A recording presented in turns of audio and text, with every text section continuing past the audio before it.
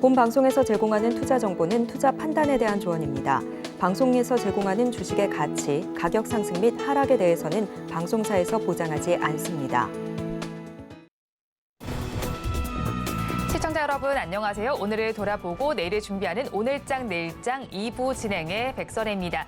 장 마감까지 확실한 승부 전략과 내일장 주목할 섹터까지 제시해드리고 있습니다. 오늘도 저희 방송과 함께 하시면서 성공적인 투자 전략 가득 담아가시기 바랍니다. 저희 방송은 유튜브를 통해서도 보실 수 있습니다. 유튜브 검색창에 서울경제TV라고 검색하시면 저희 방송과 함께 하실 수 있으니까요. 방송에 대한 의견이나 종목에 대한 궁금증 있으시면 유튜브 실시간 채팅창에 지금 바로 남겨주시기 바랍니다. 그러면 오늘장 내일장 2부 본격적으로 출발합니다.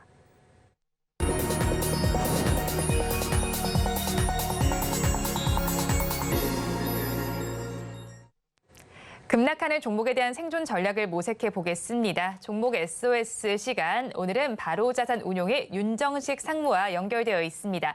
상무님 안녕하세요. 네, 안녕하세요. 상무님, 저희 급락하는 종목들을 구조해 보기 전에 오늘 시장 상황부터 점검하겠습니다. 오늘 시장 어떻게 보시나요? 네, 사실 시장이 오늘 같은 경우는 좀 반등할 가능성이 좀 높지 않을까, 개인적으로도 그렇게 좀 생각을 해봤는데, 물론 이제 전일 미국 증시가 마틴 루터 킹 데이로 휴장을 하긴 했고, 그리고 유럽 증시도 조금은 약한 모습들을 보여줬다라는 점. 그러니까 미국 증시가 휴장을 하거나 아니면 주말을 앞두고 있거나 국내 증시가 무언가의 이 하루 동안 혹은 하루 이상의 그런 이 통제할 수 없는 날들이 있을 때에는 국내 증시도 그렇고 다른 나라 증시도 그렇고 좀 대체적으로 좀 보수적으로 움직이는 경우들이 많죠. 하락을 하거나 아니면 좀 횡보를 하거나 이런 모습들이 나오는 경우들이 많은데, 그럼에도 불구하고 국내 증시 같은 경우는 최근에 하락이 너무 깊었었습니다. 1월 2일 날 상승하면서 2,700에 대한 꿈을 꾸게 만들어 놓고 나서부터 1월 3일부터 계속 하락했죠. 어제 코스피 같은 경우 전일 굉장히 소폭 좀 반등을 하긴 했습니다만, 전일을 제외하고 나면 1월 3일부터 1월 12일까지 8일 연속 하락했고요. 전일만 좀 보합권 정도 유지하고 오늘 다시 25포인트 하락하면서 장중 2,500포인트도 좀 붕괴되는, 다시금 약해지는 그런 모습들을 보여줬습니다. 하락에 대한 이유들을 좀 찾아봐야 되겠는데, 하락 이유가 코스피, 코스닥 모두 수급이 그렇게 좋은 편은 아니죠. 특히 오늘 같은 경우 코스닥은 2차전지 소재주가 좀 반등을 하면서 이 수급이 좀 낮았었는데, 코스피 같은 경우는 외국인과 기관이 계속적으로 좀 매도를 보여주고 있습니다. 그러면서 외국인이 1,940억, 기관이 3,400억 매도하면서 이 매도 때문에 외국인과 기관의 이런 매도로 인해서 시장 좀 하락하는 그런 모습을 보여주고 있고요. 매도의 상당 부분이 우선 전기전자에 가장 많이 좀 집중이 되고 있습니다. 이 전기전자 쪽으로 집중이 되면서 이 반도체 관련한 종목들이 오늘 같은 경우는 좀 좋지 않은 그런 모습들, 수급적으로 삼성전자를 비롯해서 SK 하이닉스 매도가 좀 많이 쏠리는 그런 모습들 나오고 있고, 이 LG 에너지 솔루션 같은 경우 2차전지 같은 경우가 전일 상당히 좀 좋지 않았었죠. 이 LNF 같은 경우도 최근에 좀 실적이 좋지 않게 나오면서 약한 모습 보여줬었는데, 오늘 코스피에서 LG 에너지 솔루션 소폭이지만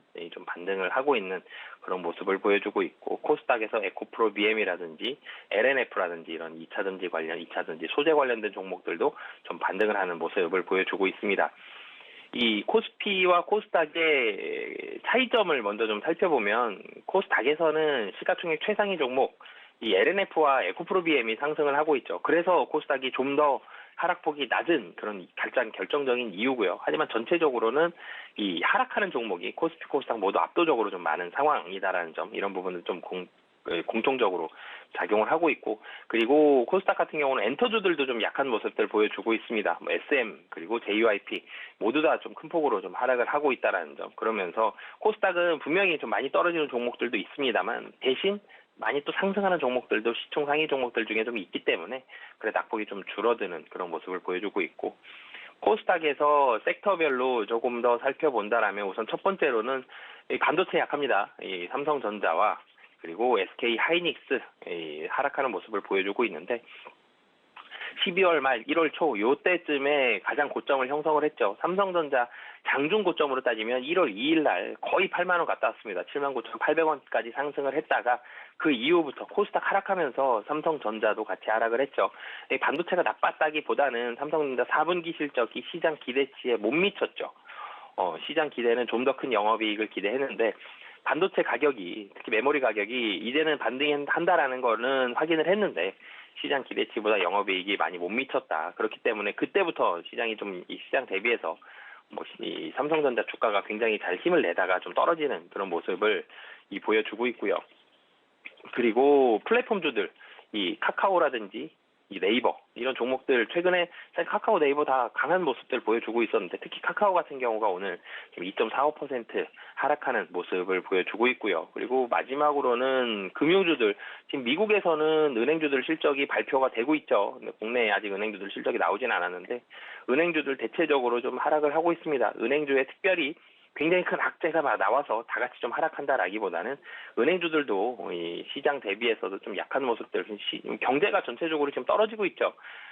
금리가 인하를 한다. 금리 인상을 하면 은행주들이 많이 오르고 금리 인하를 하면 은행주들이 많이 떨어지고 물론 영향이 없는 건 아니지만 이런 얘기가 요즘엔 잘 안 맞죠. 그래서 은행주들 같은 경우도 시장 대비해서도 오늘 좀 약한 모습들 보여주고 있고 특히 이 최근에 좀 힘을 냈었던 플랫폼주들 중에서 카카오그룹들, 카카오뱅크와 카카오페이도 은행 섹터, 금융 섹터에 속해 있습니다. 근데 카카오뱅크가 마이너스 3.34%, 카카오페이도 마이너스 3.4% 하락하는 모습을 가지고 있기 때문에 오늘 그래서 은행주들 전체적으로 플랫폼주와 함께 이 서비스 업종과 은행주들 이 같이 좀 매도가 나오고 있는 그런 상황이고요. 그 외에도 좀 살펴보면 운수장비에서 자동차 섹터들 그리고 조선주들도 오늘 좀 하락을 하는 모습들. 그러니까 특별히 무언가가 굉장히 좀 나빠서 하락한다라기보다는 작년 하반기까지 좋았었던 종목들이 이제는 연초부터 해서 조금씩 조정을 받고 있는 그런 상황들이 좀 펼쳐지고 있는데 그 이유가 뭐 많이 올라서 부담스럽다 이거라기보다는 이 시장이 좀 쉬어가는 모습들이 나오고 있죠. 금리 인하를 분명히 24년도에 하는데 이게 몇 월부터 시작하고 몇 번 하느냐, 3번으로 끝날 것이냐, 6번까지 할 것이냐. 패드와치 같은 경우는 6번을 얘기를 하고 있지만 시장에서 시장 친화적인 참가자들도 4번, 5번도 있고요. 연준위원들 2번도 있고 3번도 있습니다. 금리 인하를 하는데 3월부터 시작할 것이냐, 6월부터 시작할 것이냐 이런 인하 횟수와 시기에 대한 차이점들이 나오면서 시장이 좀 혼란스럽죠. 금리 인하 확실히 한다 그래서 주식시장 막 달렸죠. 매수를 많이 들어오고 그럼 시장이 같이 좀 올라줬는데 여기에서 지금 숨고르기 하면서 보니까 사람들마다 얘기가 다르죠. 3번, 2번도 있고 6번도 있습니다. 어디로 가야 되지? 라고 고민을 하게 되면 그때부터는 투자자들이 불안감이 생기죠. 시장에 대한 확신이라기보다는 분명히 금리 인하는 확실히 할 건데 이 확신보다는 3월에 안 하면 어떡하지? 6번을 안 하면 어떡하지? 이런 불안감들이 투자자들한테 다가오면서 그동안 좀 빨리 올랐었던 부분들 불안감이 다가오면 숨 한번 고르죠. 그리고 뒤 한번 돌아봅니다. 그러면 뒤돌아보면 너무 빨리 올랐다는 걸 깨달았고 그걸 깨달은 게 연초였습니다. 그걸 깨닫고 난 뒤부터 조금씩 하락을 하고 있는 상태였고 이제는 숨 많이 쉬었죠. 숨 많이 고를 수 있는 그런 시간들이 지났기 때문에 시장이 굉장히 큰 등락으로 하락을 하고까지는 나올 가능성은 좀 작습니다. 지금 2500선은 붕괴됐습니다만 이 61선이 어느 정도 좀 지지가 될 가능성 지금 자리에서 좀 지지할 가능성이 좀 높아 보이고 지금 만약에 지지하지 못하면 훨씬 더 많이 떨어질 수 있습니다. 2400선까지 떨어질 수 있는데 이렇게까지 떨어지게 되면 저가 매수가 분명히 들어오겠죠. 어제 같은 경우도 장 후반에 낙폭을 좀 줄이는 그런 매수들이 들어오는 모습들이 관찰이 됐기 때문에 시장이 강하진 않습니다. 고민할 수 있는 시간이 좀 더 필요하죠. CPI, PPI에서 힌트를 얻을 수가 없었어요.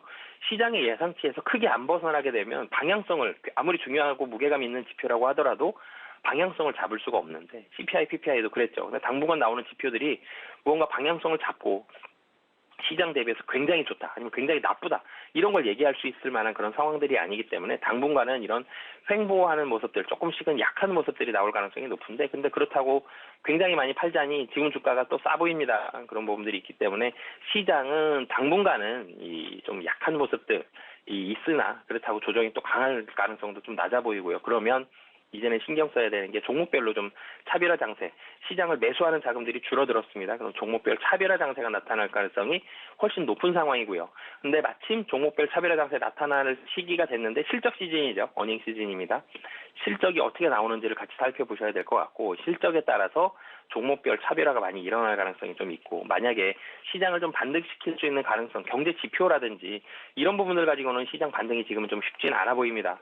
반도체 쪽에서 혹은 자동차 쪽에서 이렇게 시가총액 비중이 높은 섹터들 뭐 전기차도 마찬가지고요. 이런 쪽에서 무언가 좋은 긍정적인 뉴스가 나온다라면은 거기에서 시장은 반등에 대한 실마리를 좀 찾을 수 있을 것 같고요. 그런 굵은 시가총액 비중이 큰 섹터들에서 반등이 일어나지 못한다라면은 실적 시즌에 맞춰서 실적이 잘 나오는 종목들 위주로 종목별 차별화 현상 나타날 수 있기 때문에 종목별로 좀 선별해서 시장 접근하시면 좋을 것 같고요. 다시 한번 말씀드리지만 시장은 분명히 약합니다만 그렇다고 조정이 굉장히 길게 나오지도 않아요.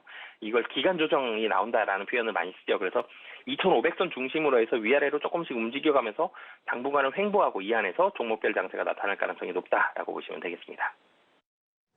지난달 7일 이후로 약 한 달 만에 코스피 지수 2,500선이 무너진 상태로 거래가 되고 있습니다. 좋지 못한 시장 상황 속에서 더욱더 급락하는 종목들이 있습니다. 2시 30분 기준 급락주들 화면을 통해서 체크해 보겠습니다. DTM CRO를 먼저 살펴보겠습니다. 정치 테마주 중에 하나입니다. 18% 넘게 빠지면서 지금의 주가 12,860원 선에 거래되고 있습니다. 다음으로 오리온 살펴보겠습니다. 과자로 잘 알려진 종목인데 17% 넘게 빠지고 있습니다. 지금의 주가 97,300원 선에서 거래되고 있고요. 다음으로 동방 살펴보겠습니다. 해운주 중에 하나입니다. 오늘 시장에서 낙폭은 12% 넘게 빠지는 것으로 나타나다가 지금은 9%대의 하락률을 나타내고 있고요. 지금의 주가 2,785원 선에 거래되고 있습니다. 다음으로 같은 해운주인 흥하해운 살펴보겠습니다. 10% 넘게 빠지고 있습니다. 11% 넘는 낙폭을 보이다가 지금 10%대로 하락률이 집계가 되고 있고요. 지금의 주가 4,160원 선에 거래됩니다. 마지막으로 바이오다인 살펴보겠습니다. 체외 진단 전문 기업입니다. 9% 넘는 낙폭을 보여주면서 지금의 주가 57,400원 선에 집계가 되고 있습니다. 급락하는 종목들 저와 함께 살펴보셨는데요. 이 종목들을 가지고 계신 분들이거나 또 다른 종목에 대한 궁금증이 있으시다면 유튜브 실시간 채팅창에 지금 바로 남겨주시기 바랍니다. 그러면 저희는 첫 종목부터 구조를 해보겠습니다. 오리온을 구조해 보겠습니다. 바이오 신사업 동력을 확보를 해서 글로벌 식품 바이오 기업으로 도약할 예정입니다. 5,500억 원에 투자해서 레고캠 바이오의 지분 25%를 확보하고 최대 주주가 될 예정인데 하지만 시장에서는 지금 이 부분을 악재로 보는 것 같습니다. 상무님께서는 어떻게 보시나요? 네, 사실은 무언가를 인수할 때 지난번에도 저희가 이 HMM 인수 관련해서 하림그룹 다룰 때 유동성에 대한 얘기를 많이 드렸었죠. 그래서 첫 번째로는 유동성 얘기를 드려야 될 것 같은데 오리온이 5,500억 정도, 정확하게는 5,485억이죠. 최대 주주 및 특수관계인의 지분 140만 주를 787억에 인수를 하고요. 그리고 4,698억 원 규모의 3자 배정 유상증자를 참여하면서 오리온이 지분율 한 25% 정도로 이 레고캠 바이오를 인수할 가능성이 높습니다. 이렇게 인수가 될 텐데 레고캠 바이오란 회사만 놓고 보면 굉장히 좋은 회사예요. 이 바이오 회사 중에서 상당히 좋은 기술력을 가지고 있는 그런 업체이기 때문에 레고캠 바이오를 인수한다. 그러면 나쁘다기보다는 신규 향후에 대한 기대감을 가질 수가 있는데 문제점이 몇 가지가 좀 있습니다.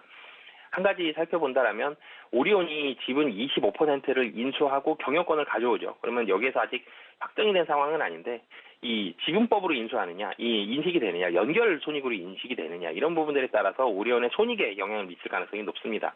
레고캠 바이오 같은 경우는 분명히 좋은 회사긴 합니다만 적자가 심하죠. 바이오 회사들 대체적으로 그런 것처럼 레고캠 바이오도 적자가 상당히 좀 심한 상황인데 이 손익에 대한 부분들이 오리온 실적을 사실 훼손시킬 수 있죠.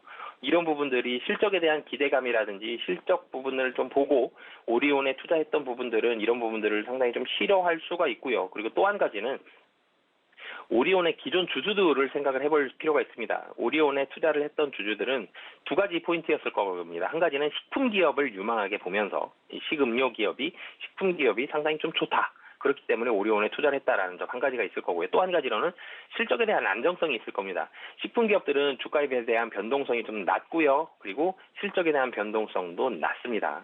그래서 22년도와 23년도 실적을 보면 22년도, 23년도 매출액이 거의 유사해요. 한 1,000억 정도밖에 차이가 안 나고요. 거의 2조 원대 후반 기록을 하고 영업이익도 크게 차이가 나지 않습니다. 22년도가 4,667억인데 23년도가 영업이익 약 한 5천억 정도 예상이 되거든요. 실적 변동도 크지가 않아요. 그래서 주가에 대한 변동성, 실적에 대한 변동성이 좀 낮으면서 좀 식품 기업들 그리고 주가도 좀 안정적이다 이런 부분들을 기대를 하면서 투자하셨던 분들이 많겠죠. 식품 기업이니까. 그런데 여기에서 오리온에서 이 레고캔바이오라는 바이오 기업을 인수를 했습니다. 이 바이오 기업은 장점은 뭔가 기술에 대해서 이 특허라든지 라이센스 아웃이라든지 아니면 뭐 다른 제품을 개발한다든지 이런 부분들이 나오게 되면 그야말로 대박이 나죠. 그러면서 주가가 굉장히 많이 뛰어오를 수가 있고 막 꿈을 꿀 수 있고 향후에 대한 좀 그런 부분들을 가질 수 있는데 오리온 기존 투자자들에 대한 이 투자 시각과 레고캔바이오가 일치되지 않는 부분들이 좀 있습니다. 그렇게 되면 레고캔바이오가 나쁘다는 게 아니라 오리온의 기존 투자자들 중에서 식품 기업이다라고 생각을 하고 투자했던 부분들은 사람들은 이제 레고캔바이오에 대한 비중만큼 이 식품 기업이라 실적 안정성에 이런 부분들에 대한 가치가 좀 훼손이 되죠. 그렇기 때문에 이 레고캔바이오 인수에 대해서 좀 부정적으로 보는 투자자들이 상당히 좀 많았을 거다. 이 개인도 그렇고요. 외국인 기관 오늘 같은 경우 투신과 연기금에서 상당히 좀 매도를 많이 하고 있는데 그런 펀드겠죠. 이 식품 기업들을 주로 하는 그런 자금들이었는데 여기에서 이제 레고캔바이오라는 바이오 회사가 어떻게 보면 자회사로 좀 달린다라는 점 이런 부분들을 좀 부담으로 느끼면서 매도가 나오고 있는 그런 상황이다라고 보시면 되겠습니다. 분명히 회사만 놓고 보면 오리온의 식품 사업 자체만 놓고 보면 분명히 긍정적이고 안정적이고 이런 부분들이 있지만 이 유동성에 대한 리스크 5천억이 넘는 자금이 나간다라는 우려감 한 가지 또 한 가지로는 식품 기업에 대한 안정성을 어떻게 보면 일정 부분은 좀 훼손시킨다라는 점 그리고 바이오 기업을 싫어하는 투자자가 또 있을 수 있습니다. 바이오 기업은 변동성이 상당히 좀 크고 좀 이 투자자들 중에서 뭐 아니면 도라는 생각을 가지신 투자자들도 많거든요. 이런 불확실성이라든지 변동성이 너무 싫다.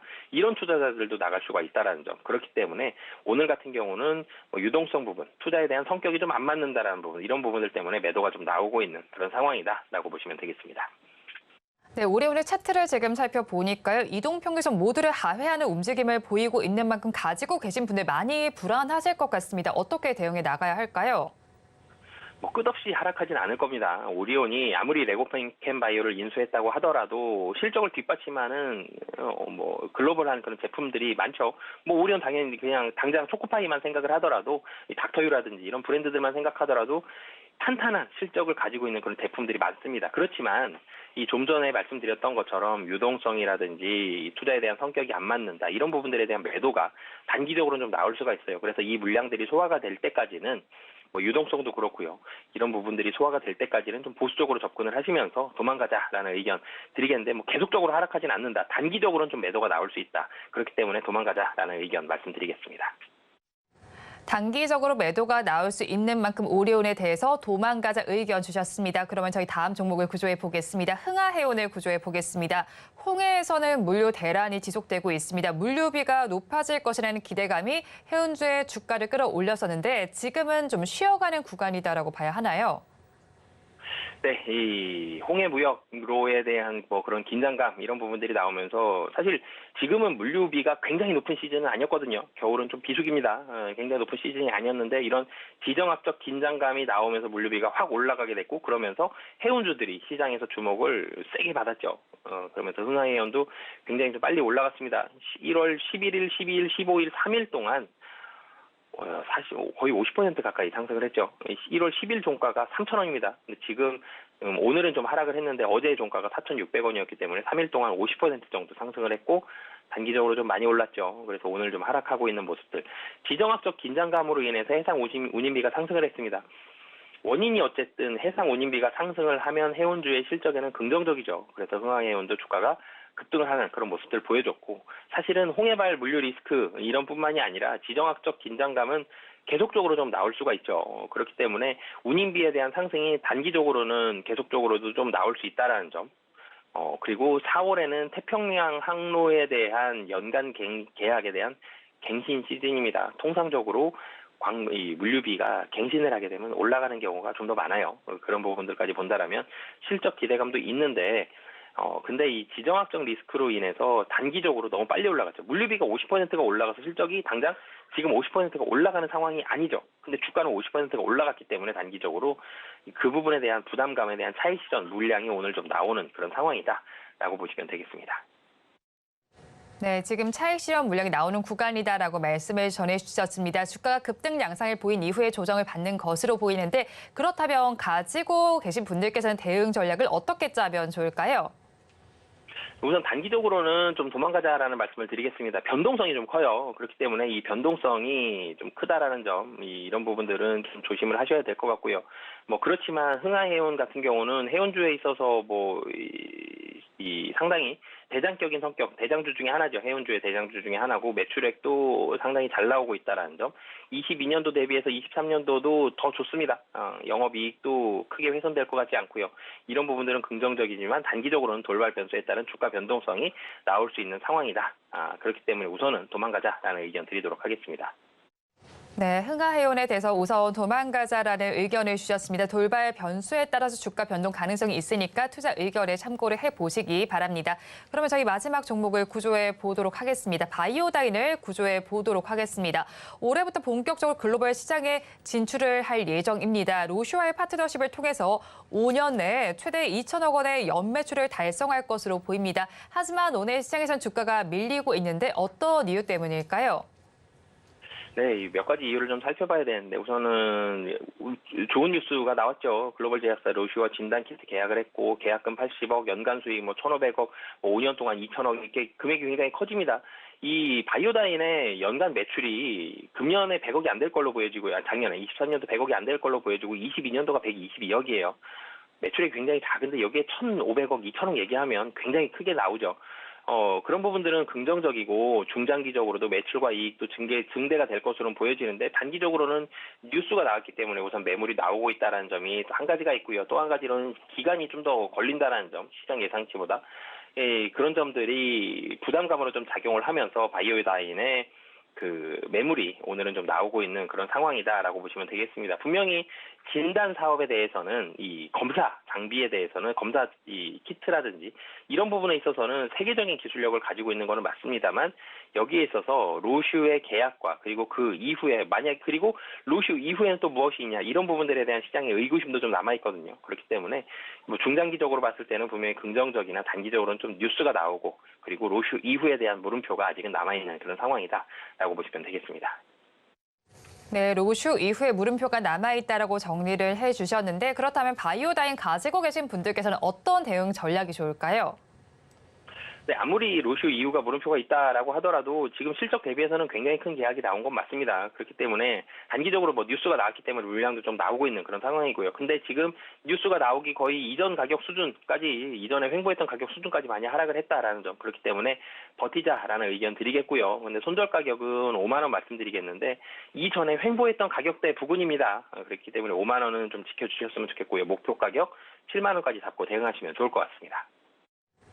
바이오다인에 대해서는 버티자 전략 주셨습니다. 손절 라인을 횡보했던 구간인 5만 원 잡아주셨고요. 목표 주가 7만 원 제시해 주셨습니다. 지금까지 바로자산 운용의 윤정식 상무와 함께했습니다. 오늘 연결도 고맙습니다.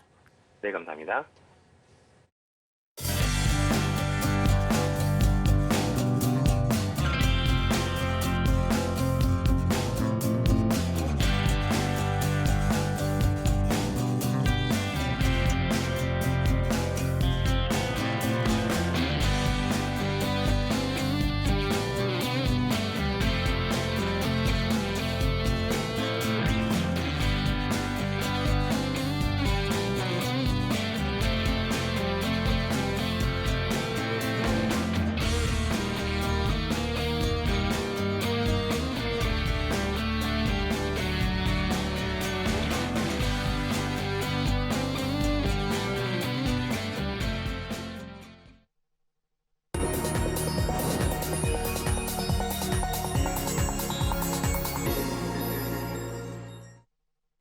앞서서 급락주에 대한 대응 전략을 살펴봤다면 이번에는 오늘의 매매일지의 성공적인 마침표를 찍어드릴 찬스 종가 베팅 시간입니다. 오늘은 기업공시연구소의 변영인 대표와 함께합니다. 어서 오세요. 네, 반갑습니다. 네, 먼저 대표님과 이 시간에 짚어봤던 종목 리뷰를 해보겠습니다. 지난주에 짚어주신 종목인데 아시아나 IDT가 고가를 기준으로 24%의 수익률이 나오고 있습니다. 지금 합병이 좀 순항을 나타내고 있습니다. 추가로 상승할 수 있을까요? 우선 이 단기 기대감들, 지금 2월 14일 날 유럽연합의 기업결합심사 승인에 대한 기대치들이 일부 조건부 승인이라는 어떤 기대감들을 좀 반영하면서 차익 실현된 모습들을 또 좀 보여줬고 1월 15일 고가 기준에서는 24,350원 신고가 갱신한 이후에 종가에 2350원으로 좀 마감을 해주면서 차익분을 좀 일부 되돌리는 현상을 좀 보여줬고 오늘 4%대 좀 하락을 하고 있지만 지금 2월 14일 기점으로 좀 본다면 유럽발 이 대한항공과 아시아나의 합병 기대는 순조롭게 좀 진행되지 않을까라고 좀 판단되고 있고 다만 미국과 일본이라는 관문이 좀 남았습니다. 올해 상반기에 이 기업결합 심사에 대해서 다만 유럽에서 순항을 좀 이뤄낸다면 미국과 일본은 좀 보다 쉽게 승인이 될 수 있다라는 기대치. 이 부분은 장기간 이 합병에 대한 우려감들이 기대감으로 좀 순환되는 어떤 흐름들을 보여주고 있고 아시아나항공의 경우에는 지금 전체 1,110만 주의 유통 주식 여기서 실질적으로 유통되는 유통 주식이 굉장히 좀 적습니다. 이에 따른 단기적 이슈에 따른 상승도 남아는 있지만 지금부터는 일부 차익 실현 이후에 이벤트는 2월 14일 유럽연합의 승인 그리고 이후에는 미국과 일본의 승인 기대감들을 한 번 더 부각해본다면 아시안 IDT 공략 관점이 괜찮은데 지금 매수보다는 조금은 좀 조정시 매수. 그리고 제가 단기적 목표가 25,000원을 좀 제시해드렸었는데 단기 24,350원대까지 좀 상승해줬어요. 지금은 일부 좀 차익 실현 관점 이후에 2만 원을 좀 하회하는 구간 저는 이렇게 보고 있는데 한 17,000원에서 19,000원 구간에 다시금 좀 모아가는 전략이 있다면 미국과 일본의 승인 기대감 속에 다시금 부각될 수 있다. 이 점을 참고하면 좋을 것 같습니다. 네, 아시아나 IDT 다시 한번 가격 전략까지 짚어주셨습니다. 리뷰는 여기서 마무리해보고요. 오늘도 장 마감까지 13분 정도가 남아 있습니다. 오늘 종가 베팅할 종목은 어떤 섹터에서 찾아볼까요? 네, 오늘 지금 최근에 좀 이슈가 좀 있었는데 그렇다고 해도 지금 CS2024에 대한 이벤트가 좀 끝났기 때문에 네. 단기 이벤트가 또 소멸됐다는 관점. 그렇지만 항상 CS2024 지나고 난 이후에 작년에도 그랬습니다. CS 이후에 주도주가 좀 탄생을 했죠. 올해도 좀 로봇주가 주도주로 좀 부상될 가능성이 좀 크기 때문에 저는 로봇 섹터를 좀 준비해봤는데 먼저 지난 CS2024 삼성전자가 AI 로봇에 대한 상용화를 좀 시사한 바가 있었고요. 두 번째는 LG전자가 10조 원대 투자 계획을 좀 발표를 했는데 여기서 2조 원 규모를 로봇 섹터에 좀 투자하겠다. 그래서 자율 로봇과 좀 배송 로봇의 M&A도 검토하고 있다라고 좀 밝힌 바 있었어요. 지난 이 거래를 좀 보면 로봇스타와 로보티즈 지금 LG전자가 지분을 33.4% 보유하고 있는 로봇스타가 좀 굉장히 큰 상승폭을 좀 이뤄냈고 로보티즈의 경우에는 5%대 지분을 좀 보유하고 있는데 지분 보유 이력 가치가 사실상 투자의 수에 어떤 기대감들 좀 수반하는 모습이 아닌가라고 보고 있습니다. 두산의 경우에도 AI 기술을 활용한 무인 그리고 증장비에 대해서 좀 공개를 한 바 있었고 AI 기능을 좀 탑재했던 칵테일을 좀 만드는 로봇 이게 CS2024에서 실제 좀 공개가 좀 됐기 때문에 관점에서는 지금 서비스 로봇이 실질적으로 좀 상용화될 수 있는 게 가시화가 좀 됐다라는 판단입니다. 최근에 좀 다양한 생활 밀착형 로봇들이 좀 공개가 되고 있는데 수영장을 청소하는 로봇이 있었고요. 유리창을 좀 닦는 로봇, 그다음에 특히 풀무원이 공개했던 냉동식품을 90초 안에 요리할 수 있는 조리 로봇이 좀 공개가 좀 됐는데 이게 단순하게 공개가 아니라 이제 만들어서 실질적으로 인간을 좀 대체할 수 있는 노동력을 대체하는 시장에 계약기로 돌입했다라고 좀 판단해봤습니다. 전체 이 최근 이슈를 좀 종합해 봤을 때는 오늘 삼성발 이슈도 있었고 웨어러블 로봇에 대한 상용화 관련된 뉴스도 있었지만 네. 전반적으로 좀 로봇 섹터, 로봇 기술 하에서는 여기서 이제 쟁점은 핵심 기술이 대체적으로 이제 국산화를 좀 이룰 것인가, 즉 내재화를 좀 갈 것인가 이 부분이 관건인데 전체 시장의 한 80% 이상의 부품들은 일본이나 외국에서 부품을 조달해서 우리나라에서 조립하는 형태입니다. 그렇기 때문에 정부가 추진하고 있는 핵심 로봇의 국산화, 2030년까지 80%를 국산화하겠다라는 이 방안. 전체 2천억 원대 자금 지원에 대한 관련된 발표. 이 부분이 향후에도 로봇주 내지는 로봇 부품주에 기대감으로 좀 작용할 수 있다라고 판단해봤습니다. 네, CS2024 하면 사실 앞서서 말씀해 주신 것처럼 로봇 전반도 살펴봐야 했겠지만 AI 쪽으로도 화두가 많이 됐었던 걸로 알고 있습니다. 네네. 근데 AI 쪽이 아니라 로봇 쪽을 가지고 오신 이유가 더 있을 것 같아요. AI는 사실 로봇 산업의 연장선상이고 로봇이라고 하면 우리가 로봇이 좋다 이런 관점보다는 AI라는 것은 지금 AI가 IT와 생활가전, 로봇, 뭐 심지어는 뭐 자율주행 모든 산업에는 이제 AI라는 두뇌를 탑재하게 되는 것입니다. 그런데 이제 AI와 연동 효과가 좀 가장 큰 산업이 뭐가 있을까라는 부분. 여기서 저는 주목을 해본 게 이제 로봇이었거든요. 그렇기 때문에 AI와 로봇이 좀 연계된 효과를 좀 가져간다면 여기서 파생될 수 있는 서비스 고도화. 지금 뭐 미국에서 최근에 공개됐던 뭐 빨래를 하거나 빨래를 개는 로봇. 네. 이게 대당 제조 단가가 5천만 원. 그렇다면은 인간의 노동력들을 좀 대체할 수 있는 시장, 이게 점점 양산화 그리고 수요를 좀 개선시키면서 단가를 좀 더 낮춰준다면 점점 사람의 인력을 좀 대체할 수 있는 시장이기 네. 때문에 굉장히 그 적용 요소가 클 수 있지 않을까라고 좀 보고 있습니다.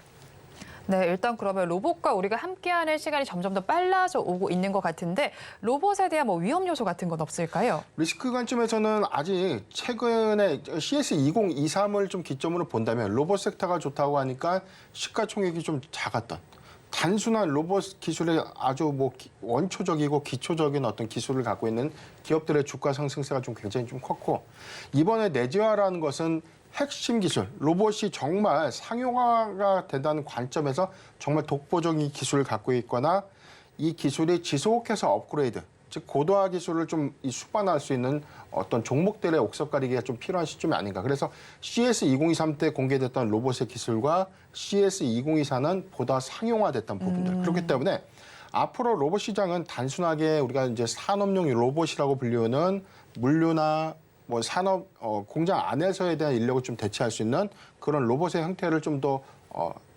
다변화시키는. 그래서 서비스 로봇에서는 뭐 최근에 F&B 시장에서의 어떤 조리 로봇이라든가 뭐 설거지를 한다든가 그다음에 뭐 튀김 로봇이라든가 이런 부분들에 대해서 호환도가 좀 굉장히 높아지고 있는데 앞으로는 이 부분이 병원이라든가 뭐 기타 어떤 시설 같은 것에서 상당히 좀 많은 인력 대체 효과를 좀 갖고 있다. 그렇기 때문에 저는 위험도라고 본다면 단순하게 원초적인 기술을 갖고 있는 기업들, 시가총액이 좀 낮은 종목들을 공략하기보다는 이제부터는 국산화 기술의 내재화 가능성이 큰 종목들로 옥석 가리기를 해야 되는 시점이 아닌가라고 보고 있습니다. 네, 그렇다면 로봇 섹터 내에도 여러 가지 종목이 포진되어 있잖아요. 어떤 종목 종가 베팅해 볼까요? 네, 일단 뭐 부품, 핵심 부품의 국산화 관련된 이슈 여기서 주목해볼 이 관점들은 굉장히 좀 많은 부품의 종류들이 좀 있는데 저는 감속기 섹터를 좀 보고 있어요. 그 중에서 하나 이제 SPG를 좀 공략해 보고자 하는데 일단 이 회사는 정밀 제어용 모터 그리고 감속기의 부품 전문 기업입니다.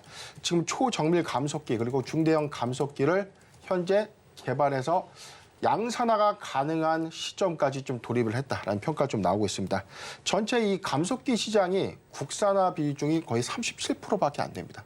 전체가 일본 시장이 약 70% 이상을 독식하고 있기 때문에 여기서 지금 상용화되는 이 로봇의 숫자가 굉장히 포괄적이고 확장된다면 로봇 부품에 대한 내재화는 필요한 시점이고 그렇기 때문에 지금 전체 매출 포지션의 97%를 보유하고 있는 SPG의 모터 사업 부분. 지금 모터가 주력이기 때문에 단순하게 감속기에 대한 매출은 3% 미만이다. 이 부분은 본격적인 시설 투자 내지 증설 투자를 통해서 감속기에 대한 매출 비중을 좀 높여간다면 이 회사의 추가적인 성장 모멘텀으로 좀 작용하지 않을까 보고 있습니다. 양산 가시화 관점에서 지금 감속기 시장이 굉장히 좀 커질 것이다라고 보고 있는데 네. 감속기는 우리가 쉽게 말하면 로봇의 관절이에요.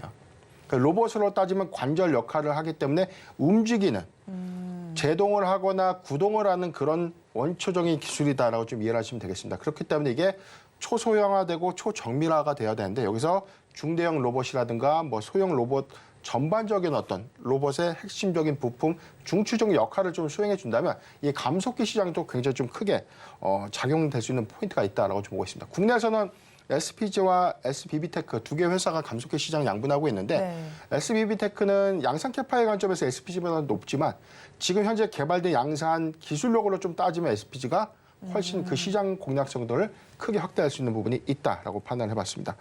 일단 뭐 협동 로봇이냐 서비스 로봇이냐 어느 부분에 대한 로봇이 적용될 수 있고 확대될 수 있냐 이 관점인데 네.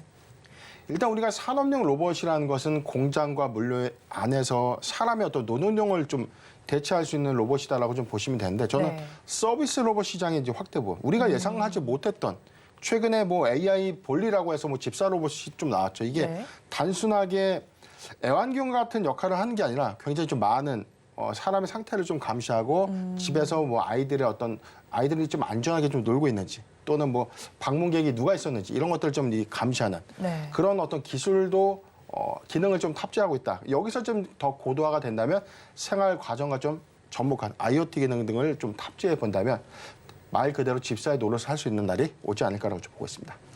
네, 감속기와 관련한 종목을 짚어주셨습니다. SPG 짚어주셨는데 오늘 지금 윗골이 조금 더 길게 달면서 양봉을 형성하면서 마감을 할 것으로 보입니다. 가격 전략 저희가 어떻게 잡아갈까요?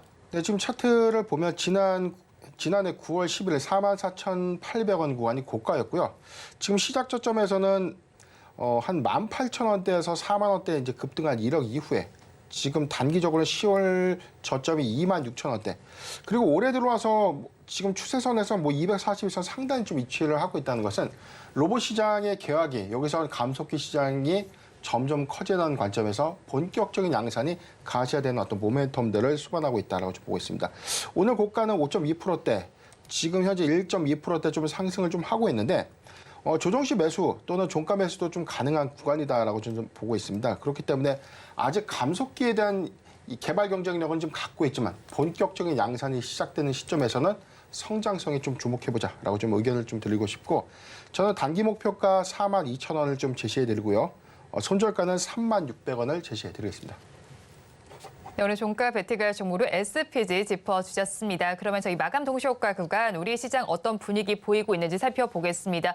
우리 시장은 오늘도 힘을 내지 못하고 있습니다. 양대 시장 모두에서 파란불이 켜져 있는 가운데 코스피 시장의 낙폭이 더 크게 관찰이 되고 있습니다. 약 한 달 만에 2,500선이 무너진 상태로 마감을 할 것으로 예상이 되는데요. 1.2%의 내림세를 보이면서 2,495선의 종가를 쓸 예정입니다. 다음으로 코스닥 지수의 상황도 살펴보겠습니다. 마감 동시효과 구간을 지나고 있는 코스닥 지수는 0.66%의 약세를 보이면서 854선을 지나가고 있습니다. 다음으로 수급 상황도 체크를 해보도록 하겠습니다. 코스피 시장을 먼저 살펴보겠습니다.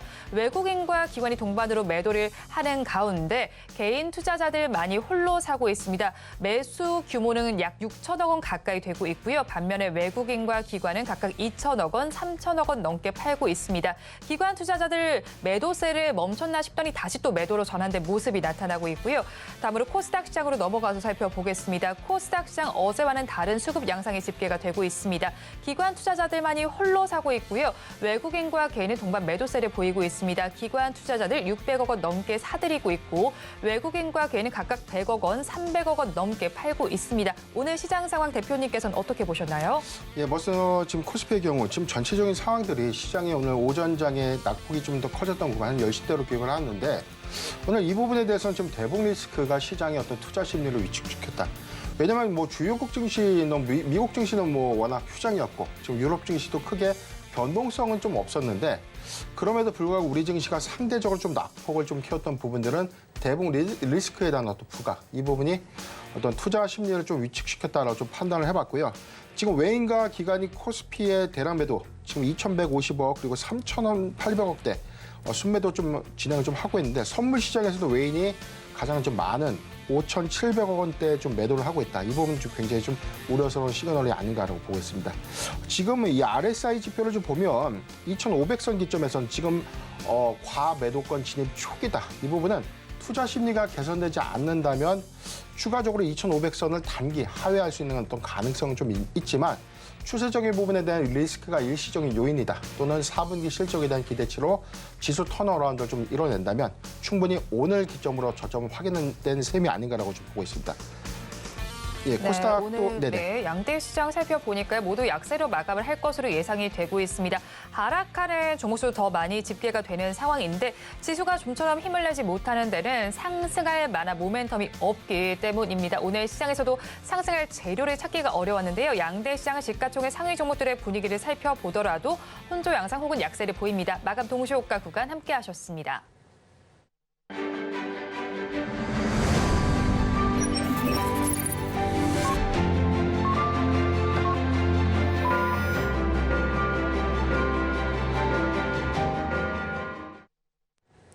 우리 시장 오늘 파랗게 질렸습니다. 양대 시장의 마감 상황과 함께 업종별 분위기 살펴보겠습니다. 코스피 시장을 먼저 살펴보면요. 하락한 업종이 두드러집니다. 그중에서 가장 큰 낙폭을 보인 업종은 음식료 업종으로 4.32%로 하락 마감을 했습니다. 다음으로 기계 업종에서 2%대의 약세가, 섬유 의복 업종에서 1.92%의 내림세가 나타났습니다. 다음으로 코스닥 시장으로 넘어가겠습니다. 코스닥 시장에서도 하락한 업종이 두드러지고 있습니다. 오락 문화 업종이 3.29%로 가장 크게 빠진 모습이 나타났고요. 그 다음을 이은 업종은 디지털 콘텐츠 업종으로 2.14% 약세로 마감했습니다. 그 다음으로 음식료 담배 업종이 1.93%의 하락률을 기록했습니다. 오늘 시장도 굉장히 아쉽게 마무리가 됐습니다. 그렇다면 내일 장에 대해서는 어떻게 대응 전략 짜봐야 할지 궁금하실 텐데요. 오늘 장 내일 장 전문가님들께 여쭤봤습니다. 화면으로 확인해 보시죠. 우리 증시 조정이 지속되고 있습니다. 저가 매수가 괜찮을 만한 섹터가 어디일지 질문을 드려봤습니다. 먼저 루크투자연구소의 임순지 대표님께서는 신약 모멘텀을 지닌 제약 바이오라고 짚어주셨고요. 다음으로 미중산업경제연구소의 조용찬 소장님께서는 하이테크 관련주의 저가 매수가 괜찮겠다라고 정리해 주셨습니다. 마지막으로 바로자산운용의 윤정식 상무님께서는 반도체와 자동차, 항공 등 올해 실적 기대 섹터라고 말씀을 전해 주셨는데 대표님께서는 저가 매수가 괜찮을 만한 섹터 어디라고 보시나요? 저는 지금 섹터보다는 대형주. 대형주요? 우리가 좀 네. 4분기 실적 기조를 우리가 본다면 2차 전지의 어닝 쇼크는 어느 정도 우리가 좀 예상하고 있는 부분들. 반대로 화장품 섹터라든가 리오프닝주 일부에서는 뭐 유통주 이런 부분들은 실적이 4분기에 굉장히 좀 호전 효과가 좀 있지 않을까. 특히 좀 자동차주의 경우에는 3분기의 실적에도 불구하고 주가의 반영 효과가 좀 미비했다. 4분기에 뭐 피크아웃 우려감은 좀 있지만 그래도 네. 4분기까지는 굉장히 좀 긍정적인 실적을 좀 보여주지 않을까라고 보고 있습니다. 다만 우리가 2월 장세를 우리가 예상해 봤을 때는 감사 사전 재무제표가 좀 제출되고 이 개별 특히나 좀 소형 종목들의 이 감사 리스크가 좀 부각될 수 있는 2월과 3월이거든요. 이때 수급은 다시 대형주로 좀 이 전환될 수 있는 가능성들이 좀 크기 때문에 시총 상위주 안에서 최근에 조정을 좀 받고 있던 반도체 섹터 이런 대형주들의 수급을 주목해보자라고 좀 판단해봤습니다. 네, 대형 반도체들의 수급에 집중해 보자라고 정리를 해주셨고요. 그렇다면 당장 내일 장에는 저희가 어떤 섹터에 주목을 해볼까요? 네, 일단 뭐 단기적 모멘트 17일이죠. 미국 현지 시간에선 뭐 삼성 갤럭시 S24 모델의 언팩 행사를 좀 앞두고 네. 있습니다. 여기서 최근 어제 거래일의 이 온디바이스 AI 관련주들의 수급이 굉장히 좀 좋았고 여기서 뭐 일회성으로 끝나는 것이 아니다. 이제 한간에서는 온디바이스 AI 관련 섹터들이 갤럭시 언팩 행사 이후에 주가 좀 급락할 것이다라는 겁을 좀 먹고 있는데 이제부터 포인트는 좀 달리 해야 되는 시점이 아닌가라고 보고 있어요. 네. 우리가 온디바이스 AI 관련된 메커니즘으로 보면 뭐 팹리스 업체가 좀 수혜를 입을 것이다.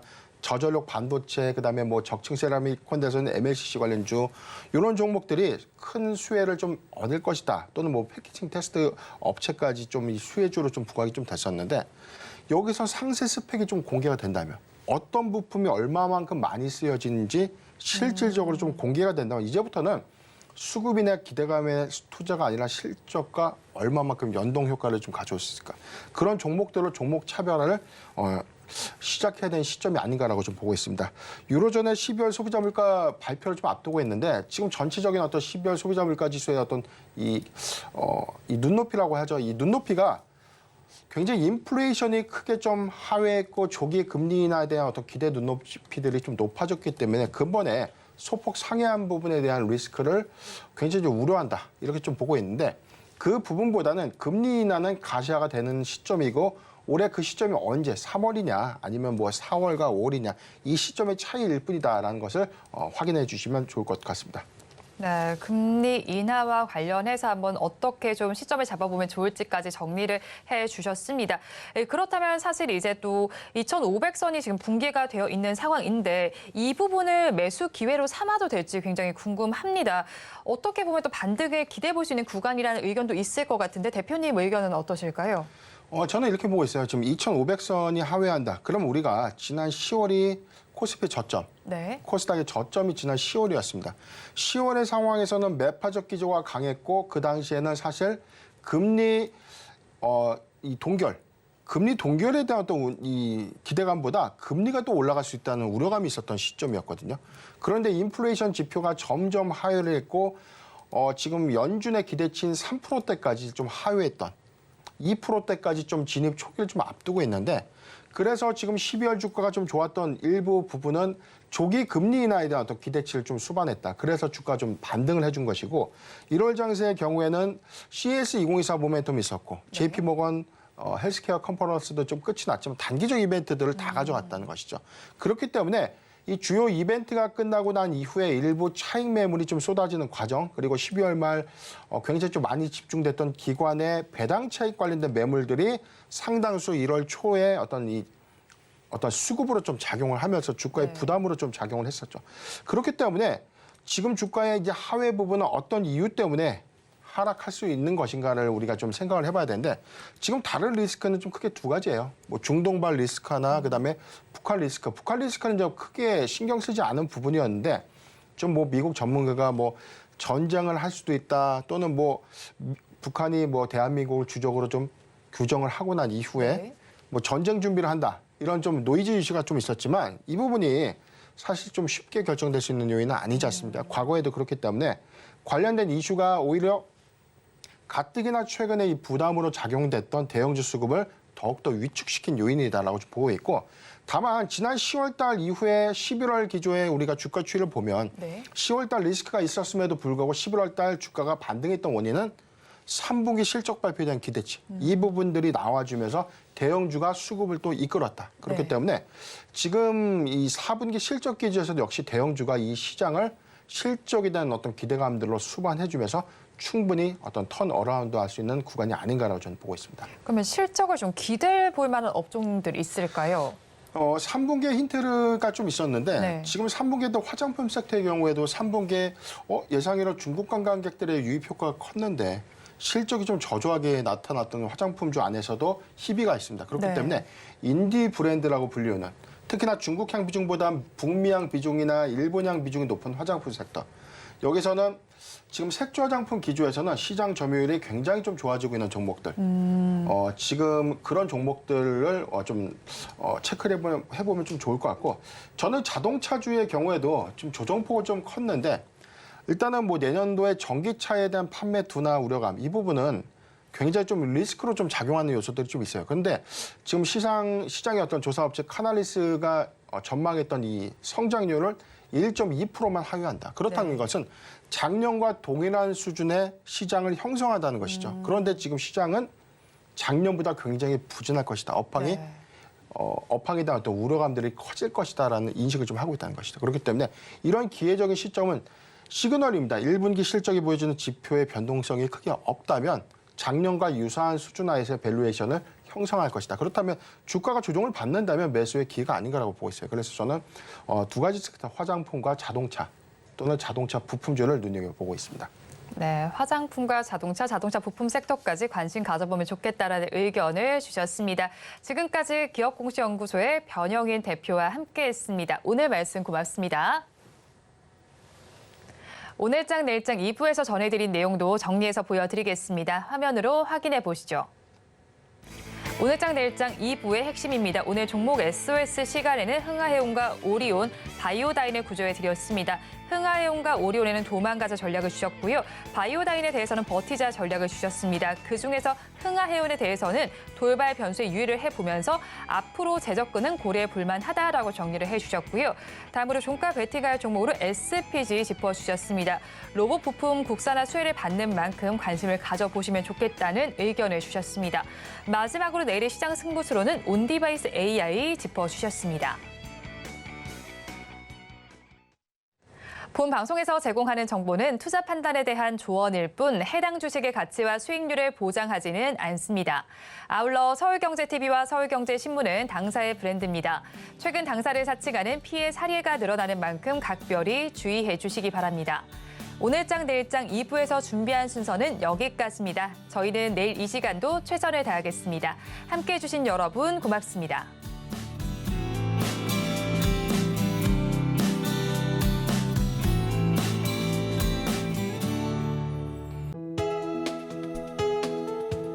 본 방송에서 제공하는 투자 정보는 투자 판단에 대한 조언입니다. 방송에서 제공하는 주식의 가치, 가격 상승 및 하락에 대해서는 방송사에서 보장하지 않습니다.